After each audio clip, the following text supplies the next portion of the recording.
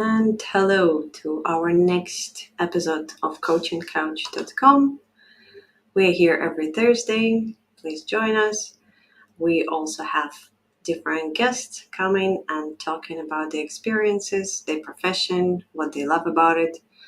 And if you've seen any of the episodes before, we have different topics. I've also started doing animation, simple animation, so you can check it on our channel. It will be more about what is coaching, what is career coaching, different kinds, and some small bits and advices.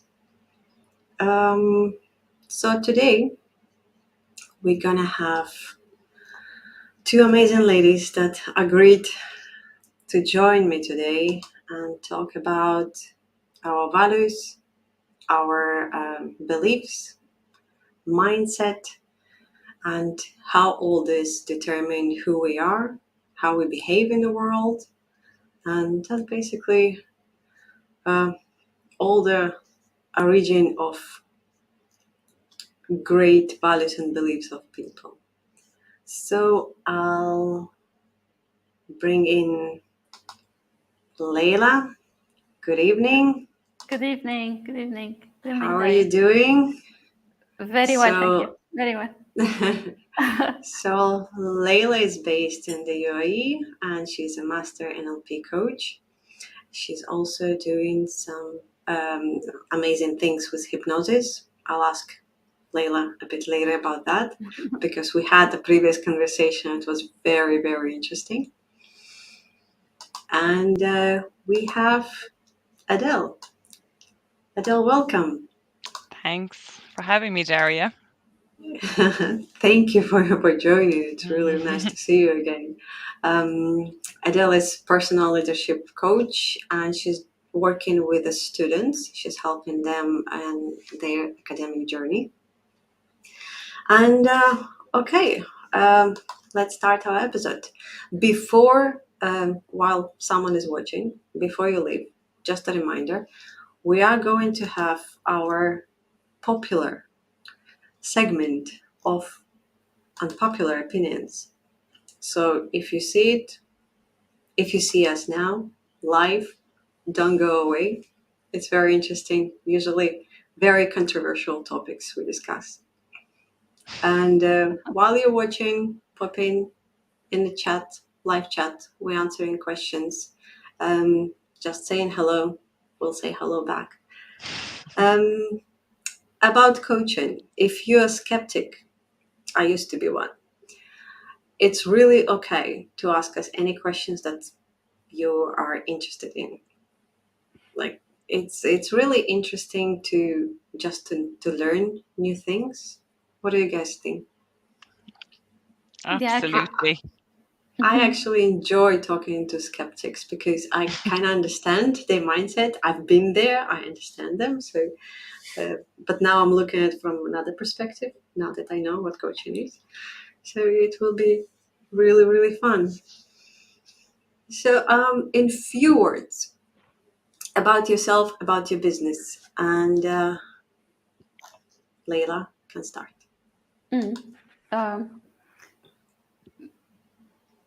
I don't really consider it as a business, but really something I'm really businessy, like we usually understand it.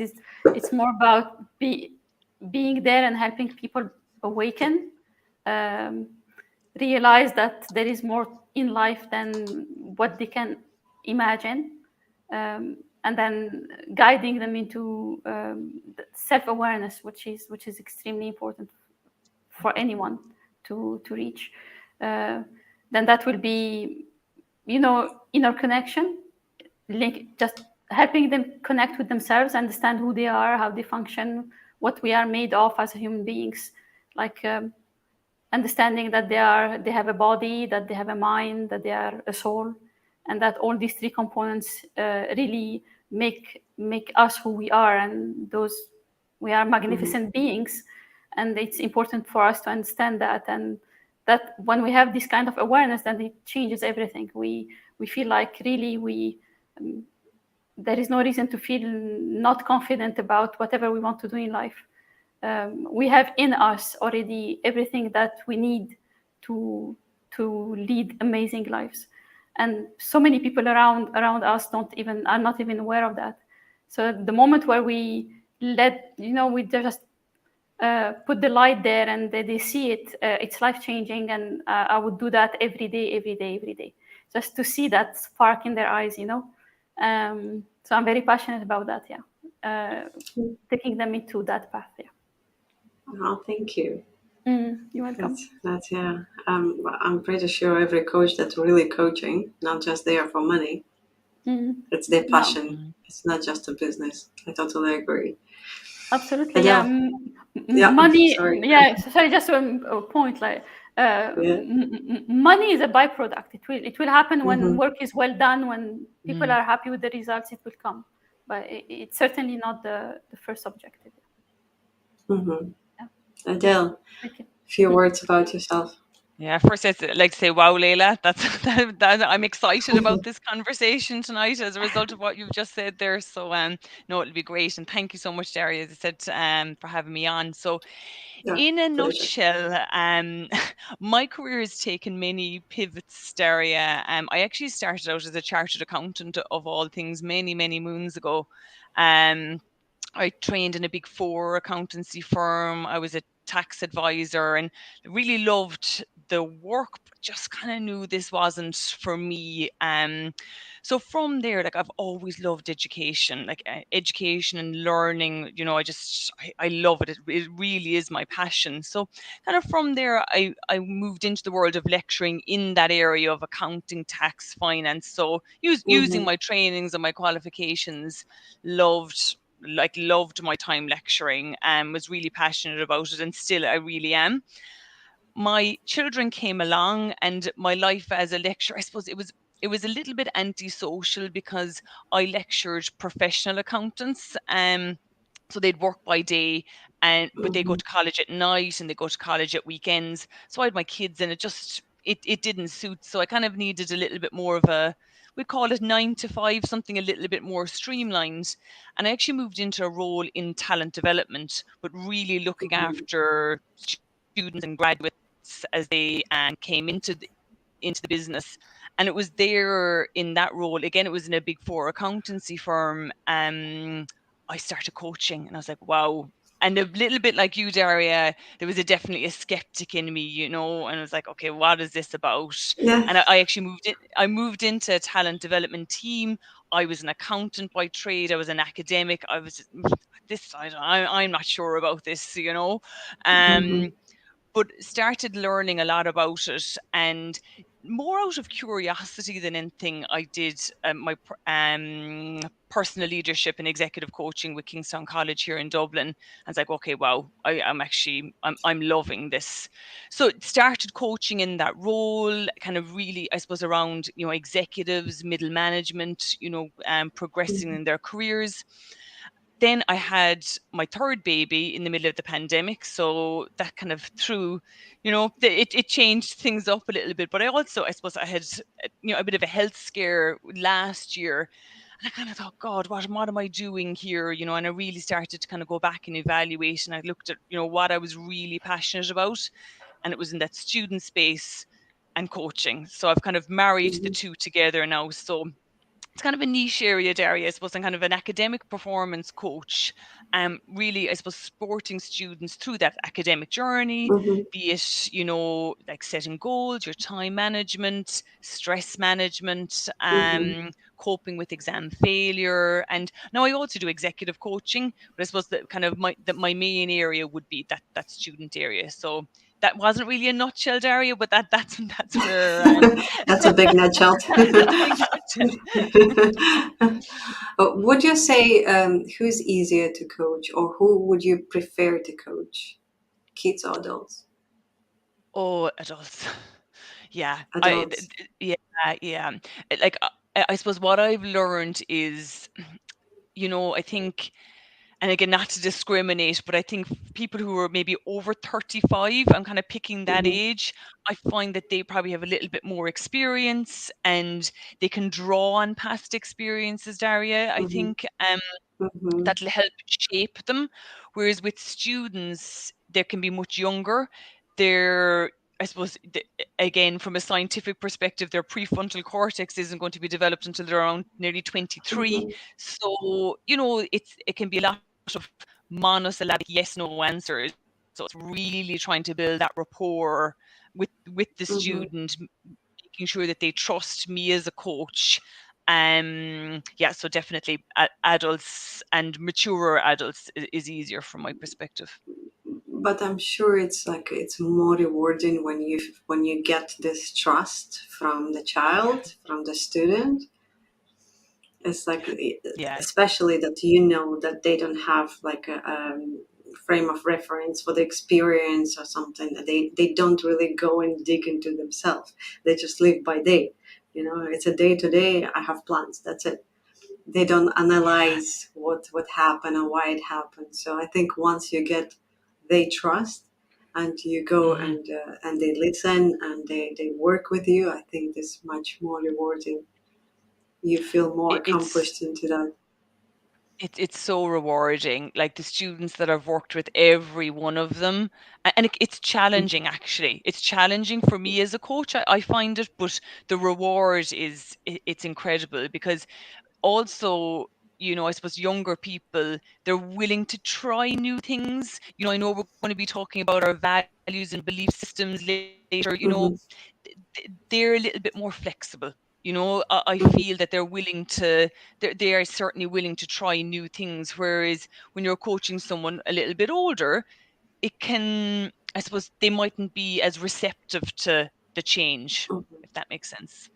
Yeah, I always tell them, humor me, just try, Yeah. and then see how it goes. Yeah. Leyla, going back to you, and for the interesting topic, I remember first time when I met Leyla. I was like, okay, tell me more about that. Because again, coming from skeptic, and I'm not saying that it's not working. It's working for some people. It doesn't work from other people, for other people, and some will believe it, some will not believe it. But it works. It's there. People using it, and I want to hear now from Leyla about what you do, what service you offer, especially about hypnosis. Mm. Oh, so it's about topic of it, about hypnosis then. Hypnosis is Just in few words. in few words. I'll try. Uh, uh, really, in few words, I would say hypnosis is a natural state. It's not something that is really foreign to us. Hypnosis means to be in trance, and we are most of the time in trance. We just don't know it consciously. Like the very first few minutes where you, even before you open your eyes, but you start awake, like awakening in the morning, or waking up in the morning. You are still in your bed and you are halfway between being asleep and awake. That's the what we call the theta brainwave, which is the trance state. Just before sleeping, it's exactly the same thing. And believe me, throughout the day, most of the time, we are in trance. Like when you drive from A to B, Mm. and then you reach, and then you say, God, how did Yeah, I reach here?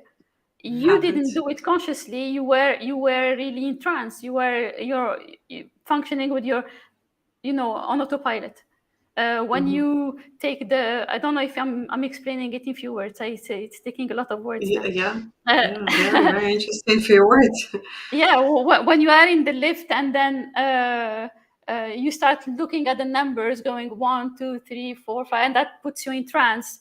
And then if the door opens and it's not where you are supposed to leave the lift, you will just go out, and you are in trance. Happens. You're not conscious.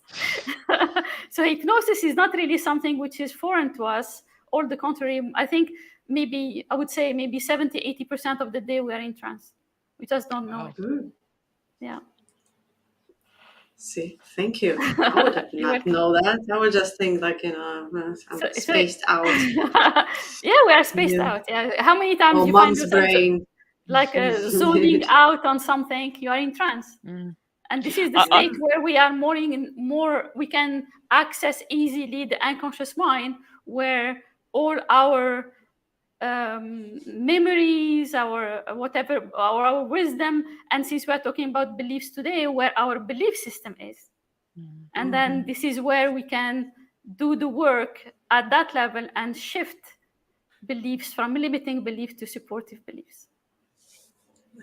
This is the kind Adele, of you was coaching about to I do. say, yeah. So it's really at the root cause, exactly where Amazing. where the change needs to That's happen. amazing.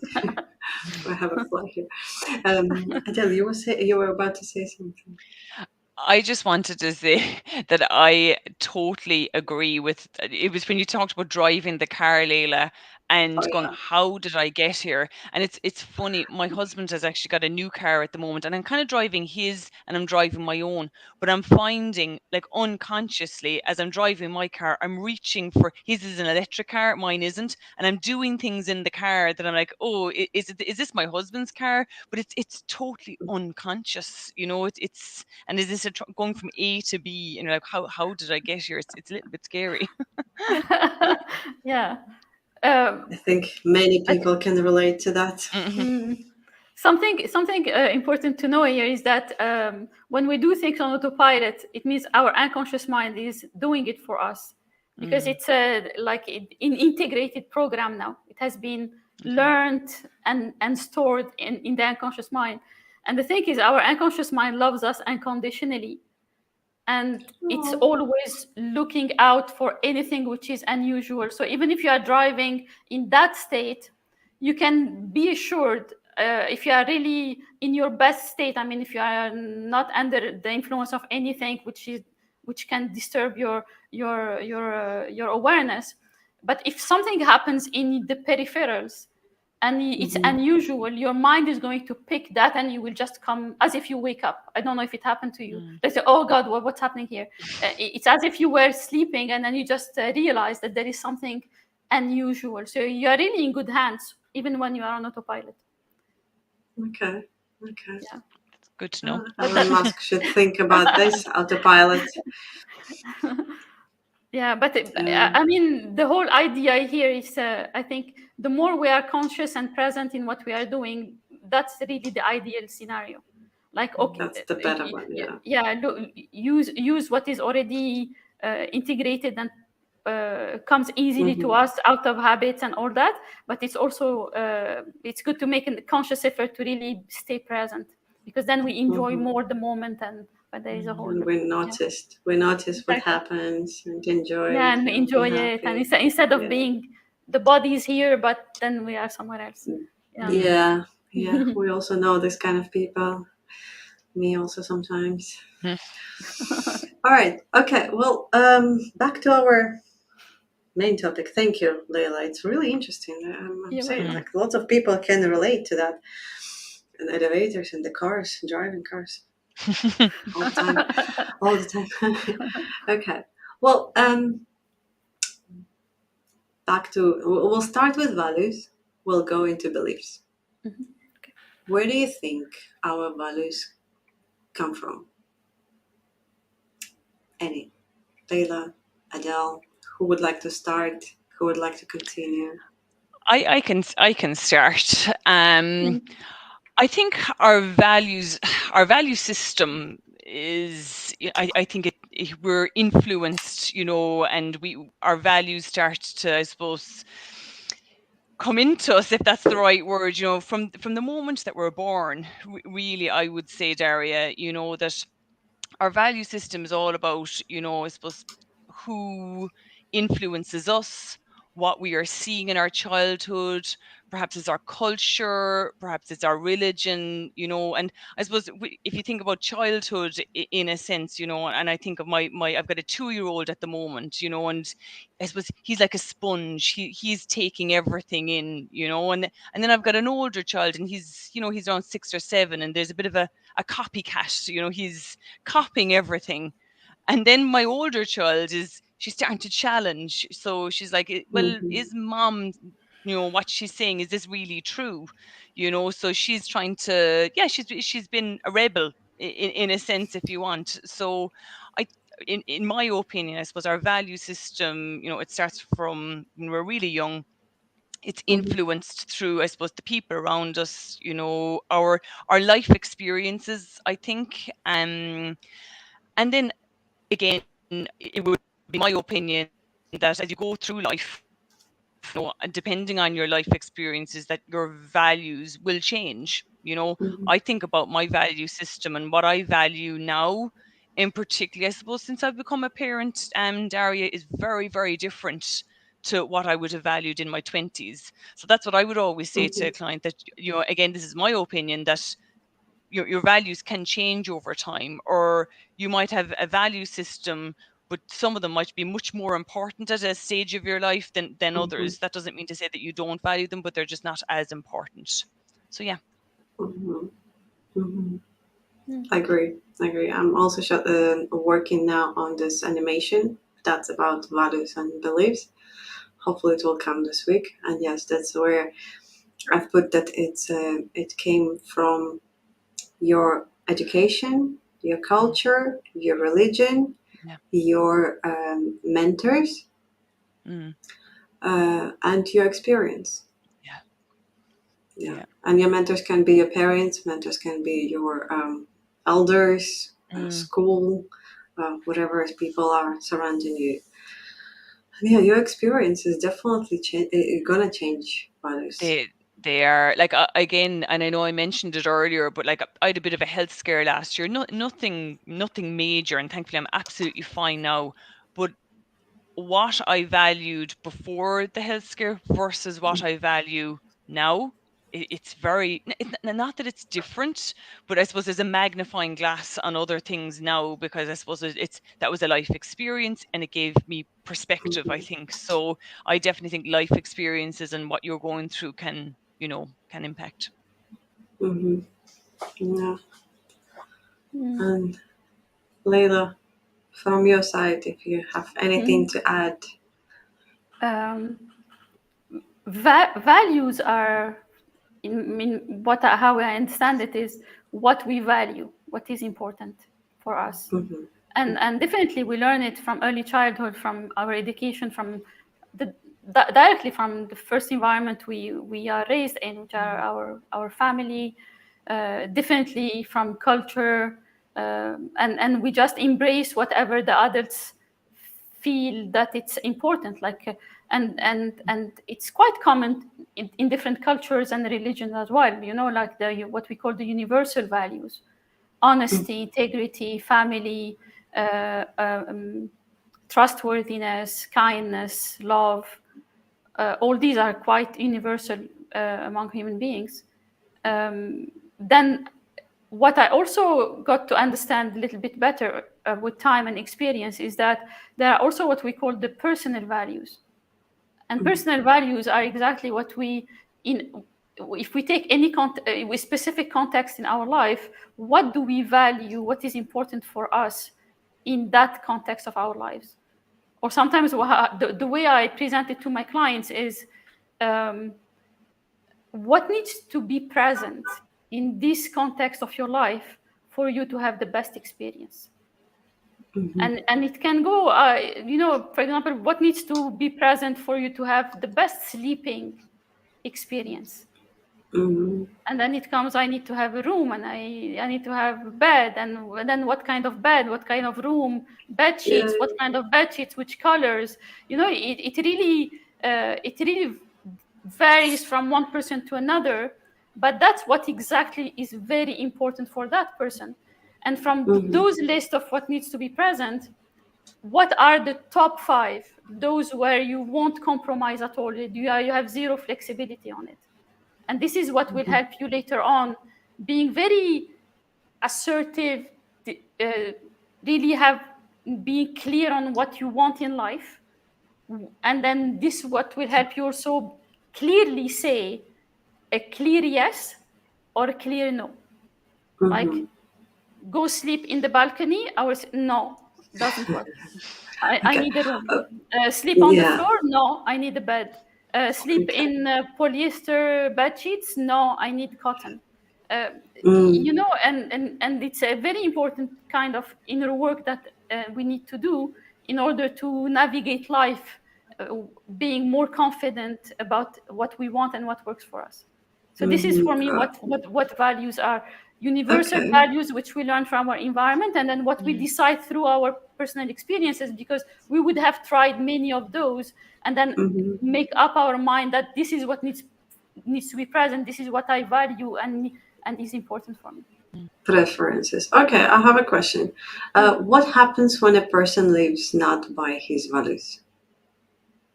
They are completely misaligned and they are not happy. Yeah, but I want you to clarify that before. Sorry, maybe I answered too fast. What do you mean by that?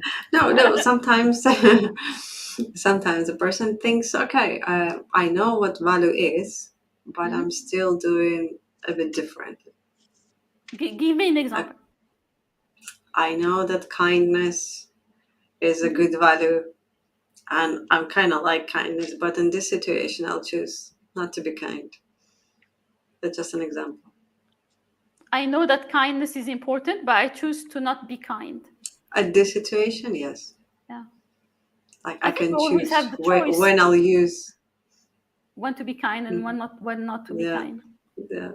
So maybe kindness is not the top value of this in this person list of values, because they come really into a specific order.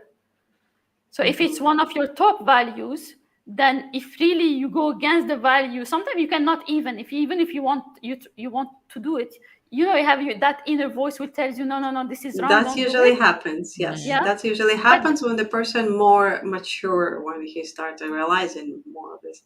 But especially in young people, they will go with the crowd. They will go as rebels. So what happens if? I suppose it's part of the life experience. Like when we try what works, what doesn't, and then when they get to really experience the consequences of either of their choices, then that what is going to reinforce the value later on in their life. They say, okay, I tried, for example, stealing, and I know that the consequences were not. I didn't really enjoy them. It was maybe thrilling. It was maybe something I was curious about. I know I tried it, but now I won't do it again because I didn't enjoy the experience. I think it's because we need to try both to understand the difference. So Not always. No, we don't have to. You can take your experience from someone else. Learn on others' mistakes. It doesn't work. I know not everyone goes in that. Yeah.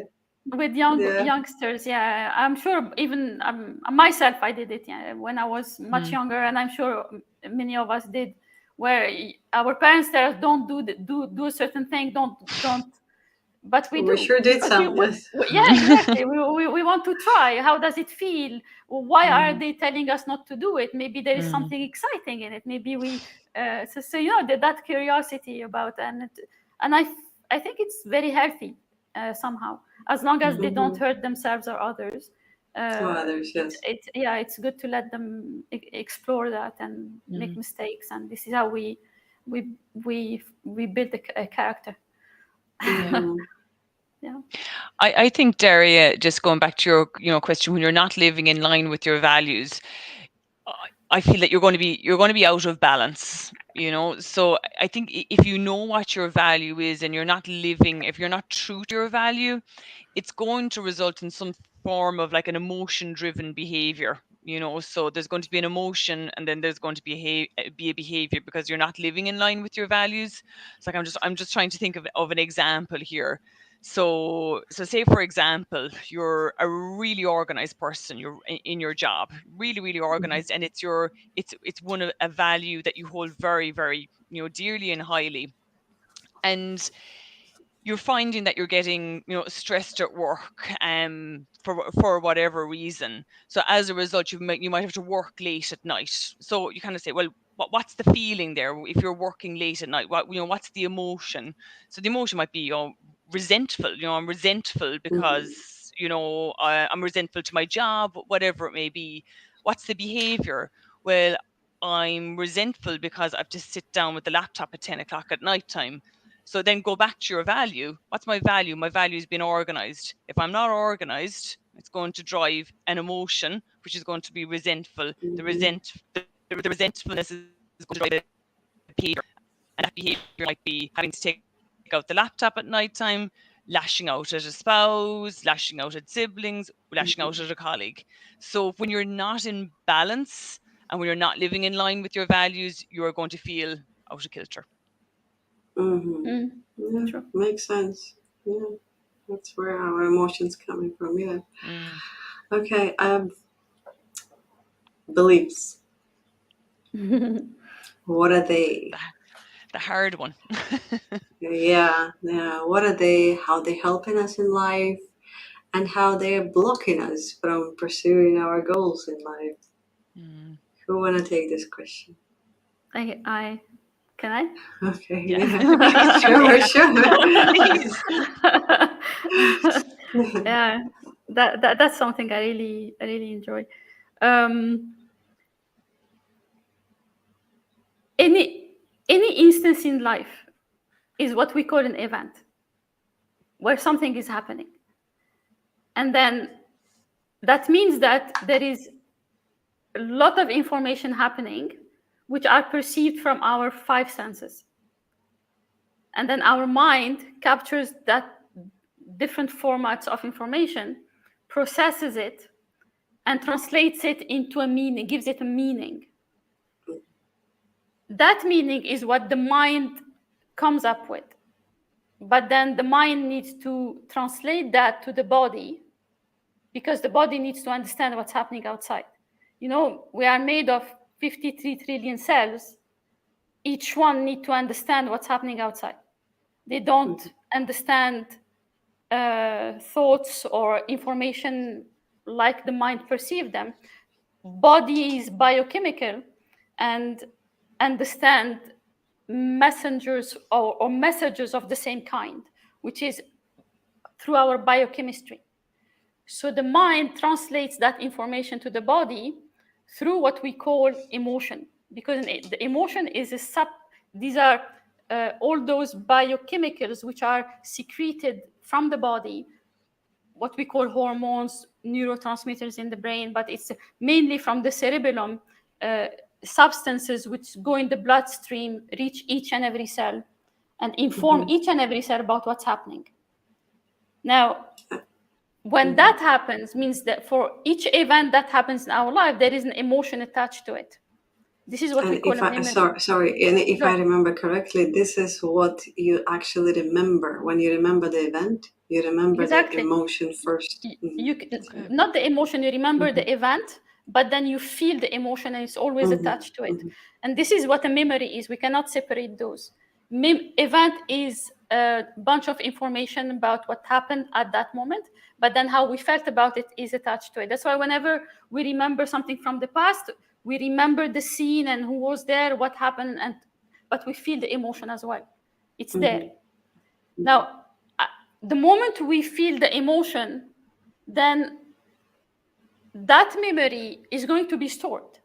But then the mind will instantly, we can take an example.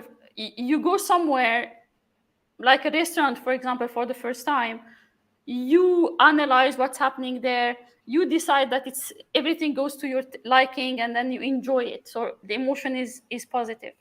And then at that moment, you express an opinion based on how you experience that. That opinion is what we call as well what you decide about that kind of event. And that decision will afterwards become a belief. You can say, I love this kind of cuisine. I'll come back again. I'll invite my friend. This is really an amazing restaurant. You know, like the reviews on Google. This is exactly what we do. We experience something, we write how we feel about it.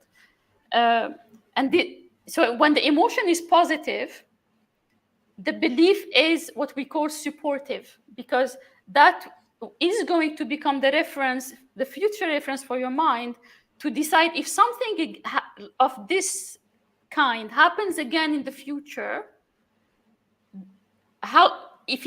We go back, the mind is always referring to the data, and would say, okay, last time it happened, how did we feel about it? Oh, it was good. We enjoyed it. Okay, go ahead, do it again. That's a supportive belief. Your mind is going to let you do it again.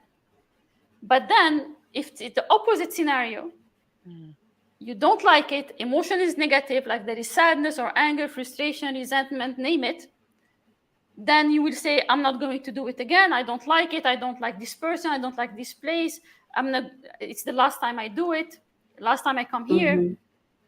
Then that creates a limiting belief, because the belief will be, this wasn't a good experience. I didn't feel good doing it. I'm not going to do it again. So we call it limiting. Why? Because if something similar happens again in the future, again, the mind will go to what is in the store, in the folders. And then we say, okay, last time this happened, or even if it's remotely similar, but the mind is very protective of us, doesn't want us to go through events if they were not pleasant in the past.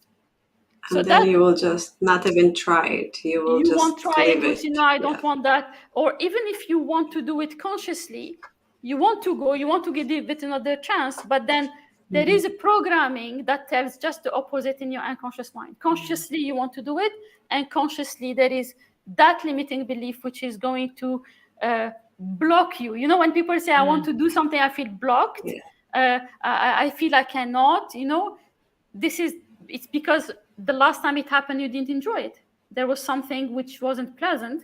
And this is how our mind protect us from, reinventing the wheel. It didn't work last time. Just avoid doing it. Why go through the hardship or those heavy feelings? And imagine that for each instance in our life, this is the process: event, and then we feel something, we take a decision, becomes a belief. How many events do we go through in a lifetime? A lot. A lot. And the sum total of all the beliefs supporting or limiting, this is what we call the belief system. And that's why from one person to another, we have completely different belief systems. In fact, this is what filters our life.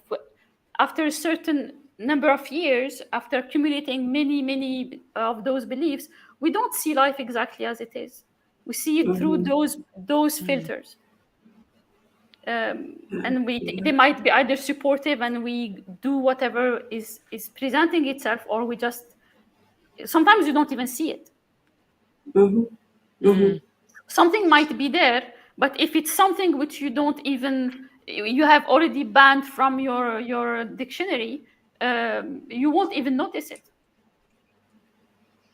Yeah, especially it's very important in childhood. And how parents are talking to their kids. Yeah. This is where all many adults struggle with the limiting beliefs, because at one point in their childhood, they've been told you're not good enough, or someone else is better than you, or you shouldn't try because you'll fall, and then people go in their life and they never even try it because I'm afraid of failure. Yeah. Isn't it very hard though, Darya, I suppose, looking at it through not a coach's lens, but looking at this through a parent's lens, you nearly have to look at every single thing that you're saying to your children, and you're like, am I affecting them? Is this going to affect them in their adulthood? It's really hard, yes. But I'm also remembering me as a child. And my mom, she's very good now as a grandma. Love you, Mom. But it was really, she's a tough person. Only soon to be 40. I worked through all my things. I accepted who I am, and I'm trying new different things. But it was really hard when you're growing up and no one is there to believe in you. And there are many people like that, because from the point of authority, they were told, you're not good enough. Yeah. You shouldn't do that. Or you should be this way, or should be that way. It's really hard. It comes from there. And this is what limiting belief. This is what you believe is true because you've Mm. been told by your parents. And who are the parents? Your authority. They know better. You need to listen to them, and so on. But yeah, when you're looking from the perspective, like Adele, when you're looking from the perspective of the child, it's Mm. easier to understand. Yeah. But then, yes, then the parenting part is coming, and yes, you still have to do your parenting job. Well, It's difficult to juggle, but I it's think it's really good to difficult, have. but then you do come back, and you have to set boundaries Yeah. and all this. But Mhm.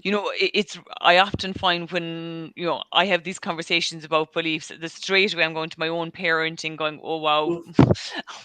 every day am I am I affecting them in some way, while I know you're Mhm. trying your best or whatever. But yeah, because it really does. I think, Leyla, as you said, and you so beautifully described it, and I actually have learned so much there, even just Mhm. about the whole physiology of it. It's just, it's really, really interesting. And And what about kind of came up filters, yes, about you cannot filters see and anything folders? anymore. Yeah, yeah, Yeah, yeah. Very, very good. Yeah, it's fascinating how yeah. people can screw up their children, or they can screw up themselves, basically. Yeah, And the thing is, life. isn't it, Mm, trying to unblock those, and I'm sure we'll come to mhm, it, Daria, trying to unblock or even unlock those limiting beliefs as a coach. It is, mhm. again, it might be a little bit easier for the students versus the older people that you're Mhm. coaching, but it's a challenging task. Yeah, Mm. yeah. So, from limiting beliefs and our values, how they are connected. Mm. I think you've got it's like you've got your belief system, your values, attitude, and then there your behavior. It kind of goes, so it will impact your behavior, so your beliefs and values will impact, yeah, I think your actions and your behavior. Hmm. Hmm. Because you believe it's true, Mm, and values, you believe that this is something important, yeah. and Mhm. then attitude, this is how you treat others based on Mm, your beliefs and values, yeah. and behavior, this is how you behave in Mm, the world, what you will do, what you Mhm. will not do, based on your attitude, values, and your beliefs. Yeah, it's all Yeah, very, very much connected. mm, I think that, yeah, they are because they dictate our choices, decisions, our actions, and definitely our behavior. Yeah, of course. mm. Mm-hmm. Yeah. Mm-hmm. All right. After our beliefs and values, let's talk about mindset. So, what is our mindset? How to change it if we have something negative and we need to change the positive? Never other way around. No, we're talking about positive changes. So, what can be done? What methods are there? Mm. What coaching offers? Yeah, Mm.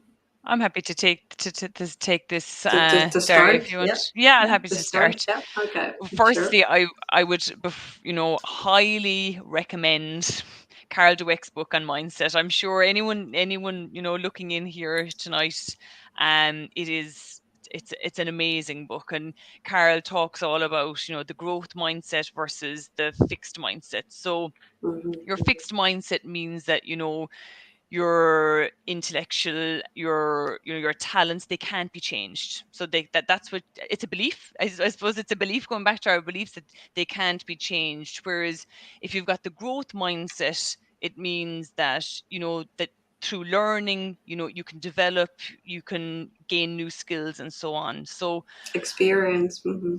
Exactly. So it's not that you have a fixed mindset or you have a growth mindset. I think we'll portray traits of both, and if we're portraying traits of fixed mindset, it's working at them, and how do we do that? For me, and in particular, if I go into, coaching my students, it's all about looking at what they're saying and reframing that. I am not confident. Okay, so that's where I'm not confident. So fixed mindset, I am not confident. How could you say that another way? Okay, I don't have an understanding of financial accounting yet, but I can't wait to learn, or I'm looking forward to learning, so it's just, look, I'm not confident at this. How can you reframe it? So you're kind of looking at what are the thinking traps versus your positive prompts.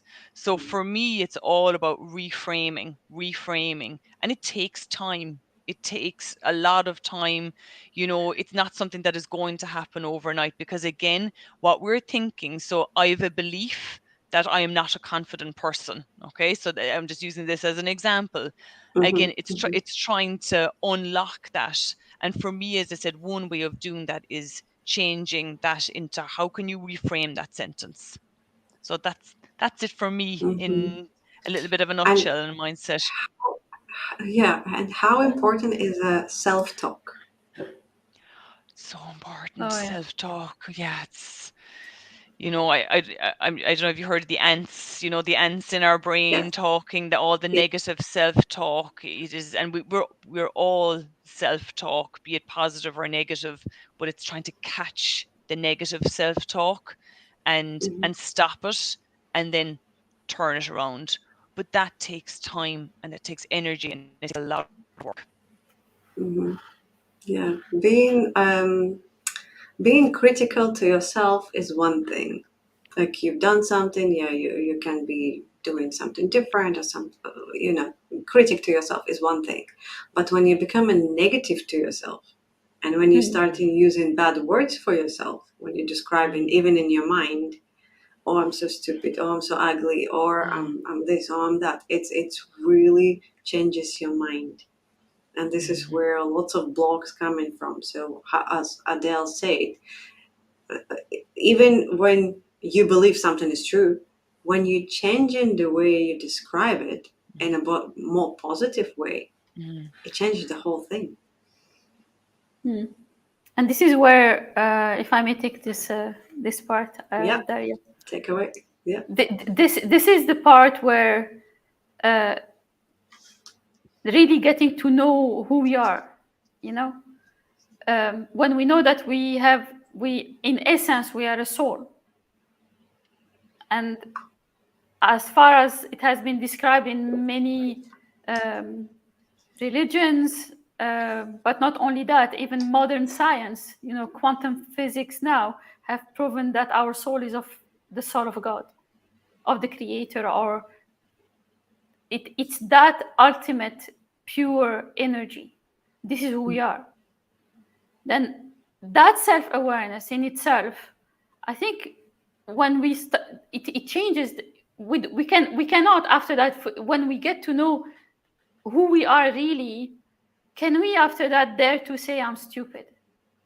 We need to be very careful about what to put after I am, because whatever we put after I am materializes. So we need to be very careful about our inner talk. When we become aware of that, then it's matter of really cultivate a new way of talking to ourselves. We all have been through that phase where, because what comes in the inner talk, it's what we believe about ourselves. Where does it come from? From all what we have heard other people tell us, like you mentioned earlier, Darya, and as well, Adele. Like in early childhood, what we heard, how people described us, how they just judge us about what we can or cannot do. At that very vulnerable time in our lives, we don't know any better. So we just absorb and take it as true and believe what the others say, because they are the authority, as you mentioned, Darya. They are the authority, so we don't have any other point of reference. So whatever they say, we just believe it, and then that stays in the background of in our mind, and it comes to the surface afterwards. Oh, I'm not smart, I'm stupid, or but afterwards, when we gaining that self-awareness is extremely important. um, I believe it's the starting point. Unless we know who we are, how can we change whatever is not working for us? It's really empowering. It's really empowering. Um, yeah. I think when we are younger, we don't go into that mind analyzing thing, because I think when we're teenagers and we're in 20s, this is the time for us to gain experience, make mistakes, and choose what our beliefs, values, prove them wrong or right, make a selection and just go with them when we become in 30s, 40s, and so on for the rest of our lives. What do you think? Because we cannot just, be born and like, okay, I'll think who I am and I'm a energy and I'm part of the universe. We don't do that when we're young. We're busy experiencing new things. No, I totally agree with you. But this is the role of all of us to bring that kind of awareness. Mm-hmm. Because why repeat what we have been through? Like we in our childhood or when we were young adults, but that wasn't common knowledge, of course, and even up until now, so it's not common knowledge. And this is, I think, what the role of coaches is all about. It's about bringing that awareness, guiding people into understanding what their potential, what they can do, how they can live life. This is I believe this is our role, like educators as well. Just imagine if educators at school had this kind of awareness. They wouldn't say these kind of statements to kids, like, oh, you are not good in math, or you are not this, you are not that, because a teacher is also an authority, and the kids at that age, even at university, whatever the professor would say, even if they're in their 20s, whatever the professor would say, he or she is an authority. They will believe it. Yeah. Yeah. And that's why what you are doing there is amazing. I mean, bringing that, guiding students, and showing them another version of how they can live their lives. It's beautiful. By the Thank way, you, this Leyla. is what this is why I I've been teacher for 20 years. I was in education, and I tried my best to introduce coaching at school, because by the way, the moment I found coaching, I said, no, education is not it's not done the right way. And I said, God, all these kids, they need more to be coached than I mean, when they feel good about themselves, we can teach them language, we can teach them math, we can teach them science. But if that self-confidence is missing, self-esteem is missing, if they don't know, they know nothing about the reality, what life is all about, then I mean, the foundation is not there. So what you are doing is amazing, Adele. Really, bless you. Thank you. Thank you. Agree. Bless you, Adele. Yeah. Okay, well, that's we're almost been an hour, and the topic is very interesting. Yeah. Few tips on how to change your mindset. Ooh. Some tips. Yeah. I would say, and again, I might have my educator's hat on a little bit. Mistakes are good. What do you get from a mistake? A learning. Okay, so that's, again, a fixed mindset. I made a mistake, that's bad. No, mistakes are good. You will always learn from your mistakes. Feedback. Get feedback from people where you can, and try and take that feedback on board. And my third tip is try and be aware of that self-talk. What are you telling yourself? And can you untangle that a little bit? What are you telling yourself? I'm having a bad day. Again, maybe do a parenting one. Oh, I gave out to my kids today, I'm a bad parent. No. Today's been a stressful day. I am doing my best. I'll apologize, and tomorrow will be better. It's just trying to reframe those thinking traps. Perfect. 3 easy. Well, easy. I'm saying easy to say, but just need to follow it. Yeah. And Leyla, your part of wisdom? A tip about changing mindset. Um, I think one which is really very powerful is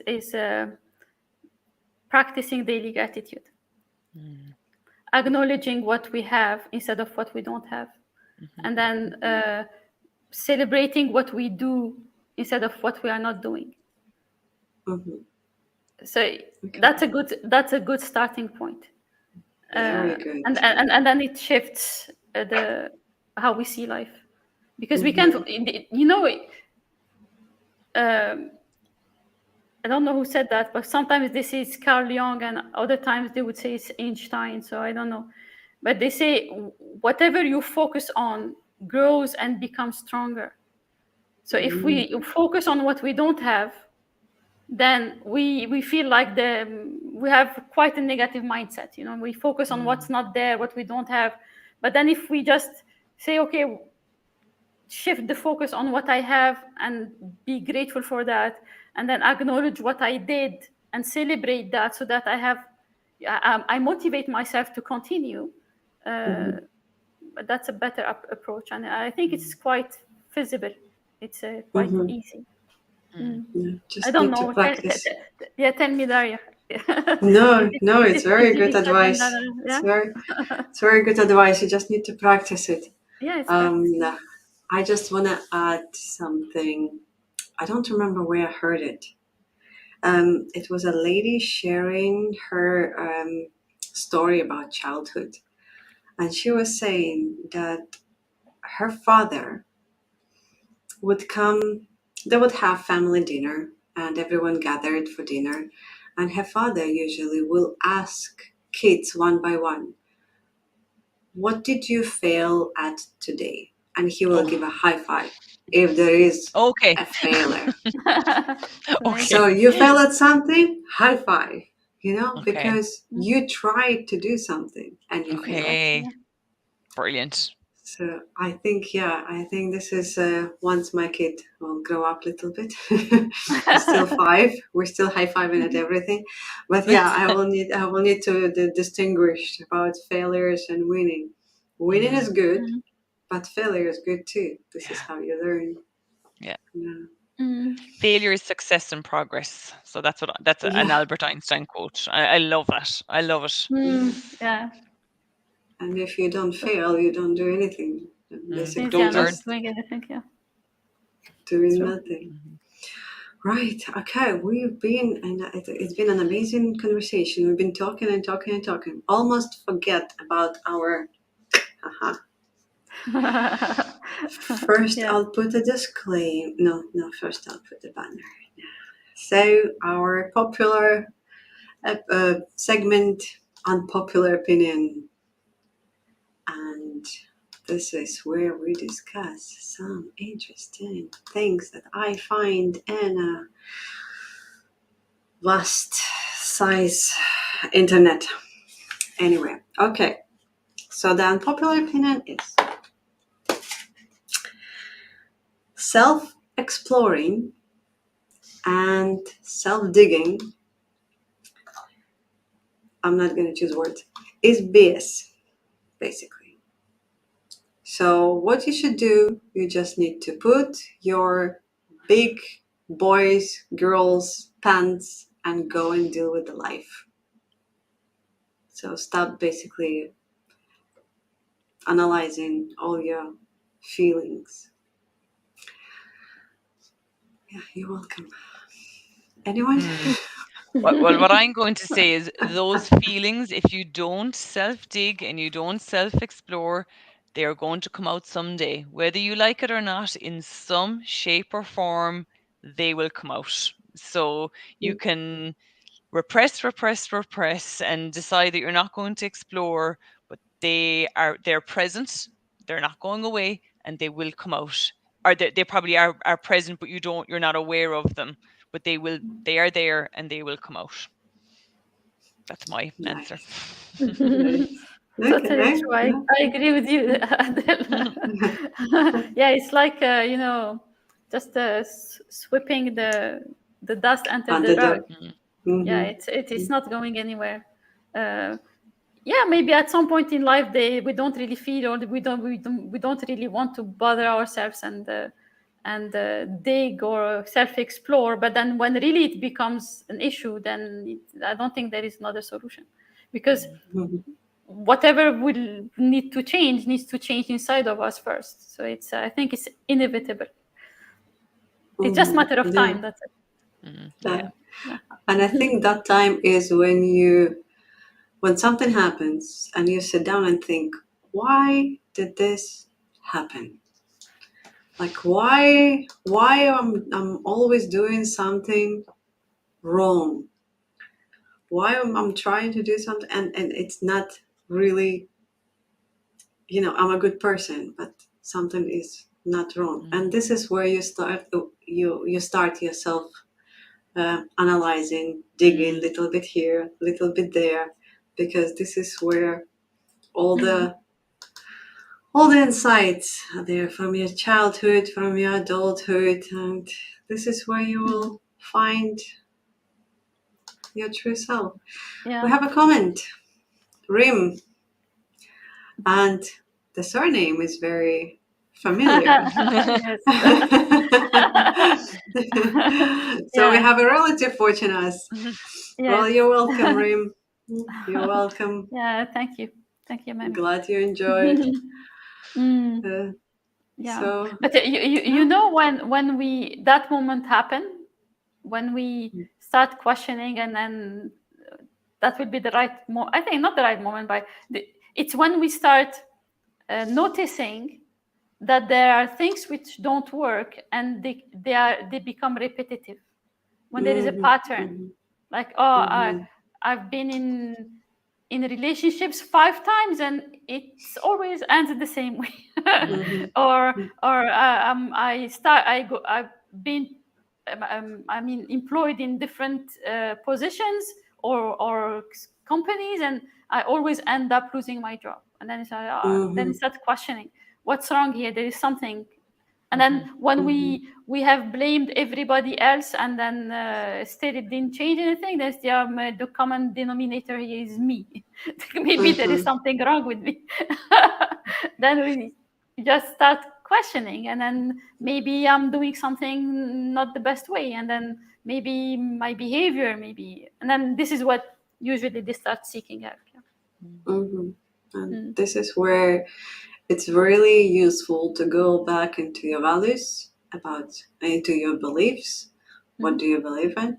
Put them in order. Which one is the most important? And then your at least 5, the important ones in a way, and then choose how they help you, analyze, evaluate how they help you, and where they are stopping you. So this is where you get a clear picture of why your life is the way it is now. What's the reason behind it? Yeah. I also can link. I think we did also. There is a link you can get your values from. But then again, it's nice to know your values, and there are lots of online tools that you can use. But then also remember, they are not set in stone. They can always change. And hierarchy of that values can change as well, and they can change totally from time to time. And it's normal. As long as they're not the opposite. Yeah, but it's normal. All right. Anything to add? I don't want to keep you for long. We can talk, for hours. I don't have anything to do, but I'm sure you have families, and it's already 11 o'clock in the UAE. No, just from me. Yeah, from me, thank you so much. It was, I've learned a lot, and it was a really, really great conversation. So, thank you, Leyla, and thank you, Darya. Yes, welcome. Yeah, great conversation, really. Thank you very much for having me today, Darya. Thank you, Edel. Really pleasure meeting you, and pleasure meeting you too. Same here. I really learned a lot, and I really enjoyed the conversation. Yeah, I hope our how do we call them, participants? Viewers, audience. yeah. They have Whoever's benefited watching as well. now And or later. Mhm. yeah, Yeah. And I'll use this moment just to say, if you enjoyed it, please like, subscribe, put that notification bell so you will know when we have the next episode. And ladies, every Thursday we're here, so I'll keep you in the loop what topics there. So if you feel like this is something that interests you to come and join us for conversation, you're more than welcome. gladly. Yeah, thank you very Thank you, much. Darya. Thank you, Darya. All right.